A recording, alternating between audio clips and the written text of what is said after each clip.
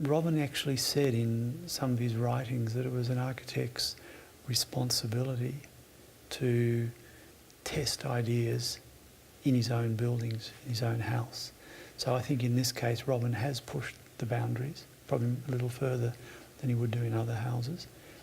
So instead of putting the house in the middle of the land, so what Robin has done is he's pushed the house out to the boundaries and basically taken that poorly used land from outside the house and put it into the centre of the house, creating this magnificent courtyard we have here. The courtyard is, in effect, the heart of the house. So we've got a very small house here, but all the major rooms look into the courtyard, so they appropriate the space and feel much bigger than they actually are. The roof here at Walsh Street is essentially a simple skillion roof, but because of the long spans, he's used cables. He has two steel beams, one at each end of the house, and these cables are slung between the beams. And then the ceiling consists of floorboards, tongue and groove pine floorboards that are laid on top of the cables. Then there's 2 layers of kainite and then a bituminous membrane on top of that. So in all intensive purposes, it's a tent. When it's windy, the roof moves.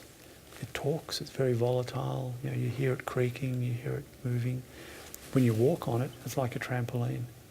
And it's still intact 50 years later.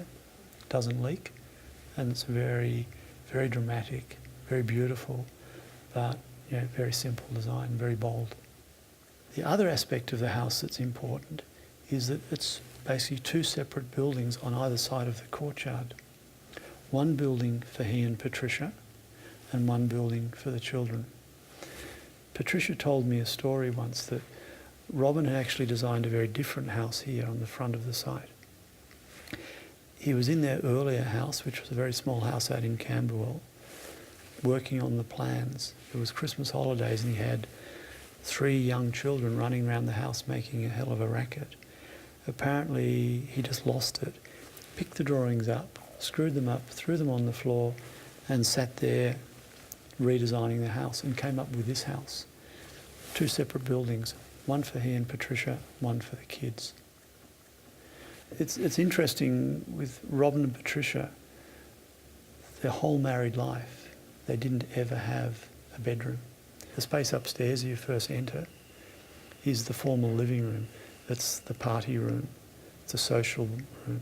But when the house was just Robin and Patricia's, it was the bedroom.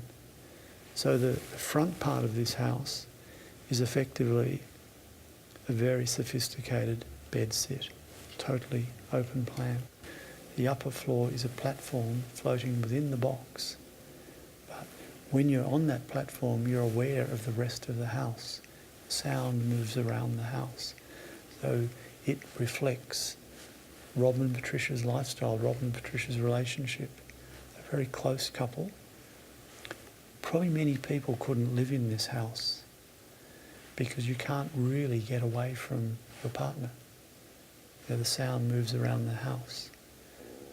To them that was an advantage, to other people it may not be.